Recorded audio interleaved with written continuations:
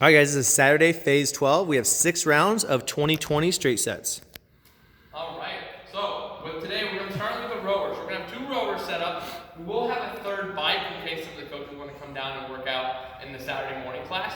But when we're doing the rower, I want you to think deadlifting. So when I'm doing deadlifts, I would never get in this position to reach for the bar. So why would I get in that position to do a row? So you're always going to start, stay in that chest out position. We're looking for big power pulls right there at the base of that rib cage and that belly button.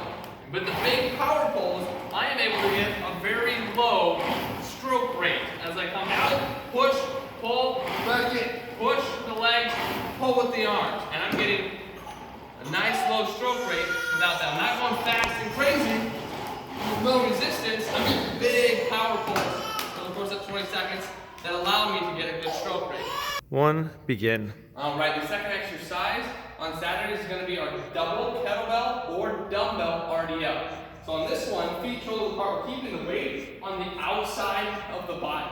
So I'm really going to be focusing on a good hip hinge, not letting that weight pull my shoulders down. I want to think about keeping those shoulders packed in, thinking about keeping those weights just on the outside of my knees as I get that nice stretch in the back of the legs and stand tall. With the application of both kettlebells or dumbbells, they have a chance to go really heavy during this pattern over the course of only 20 seconds. So we are looking for as heavy as possible for 20 seconds, making sure that we're getting a really good hip hinge back and forth. New people, let's just focus on the proper hip hinge first. If you have to, go back to the original, the 1 kettlebell or the 1 dumbbell in between the legs as opposed to the double if they're really struggling with the form. Okay? So that's going to be the second exercise. The third exercise is what we call plank jacks. So plank jacks require you get down in the pushed up position. From position here, you can have them facing down the gym or towards the gray wall. Hands under the shoulders, nice tall pillar. Then from there, I'm hopping in and out on my feet, trying to lock those hips in so they're not going up or down.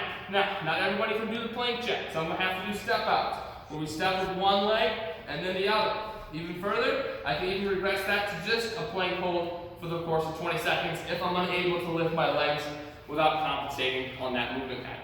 Okay? So plank jacks number 3, no tools required. Then station number 4, we'll come over here to the middle anchors where we have the bands attached. So we'll have red and orange for what's called banded hollow snaps. Banded hollow snaps are nice because they allow you to grip something during the hollow snap. I'm going to grab the band at tension, and then what I'm going to do is I'm going to pull the band down to my thighs, keep my arms nice and long, and I'm going to snap my legs up just off the floor. Now, number one thing you're going to see during this is those legs just shooting up off the ground, coming way too high. We're looking for a snap, back down, reset, snap, reset. Notice how I'm only coming to my shoulders for this snap back, and then back down. I'm going to keep that band under control for the course of that 20 seconds. The gripping of the band helps engage the core and assist in keeping that rib cage down. All right. If you find people still struggling with the hollow snap, that they can't do it without feeling their lower back, you can always progress that to one leg. If that's too easy, you can always have them go into more of a dead bug in that position as well.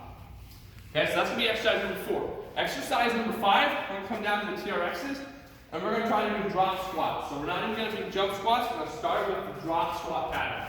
The drop squat thing is about starting tall, feet in, then as you go out with your feet, you go down into your squat, you go drop the butt, get back in and up, so you're going in and I'm tall, out and I'm down, in and I'm tall, out and I'm down. I'm just moving up my feet as quick as I can, being as plyo as possible. Now, not everyone can do a drop squat, so that's why it's nice, we already have the TRX. They can go right into the TRX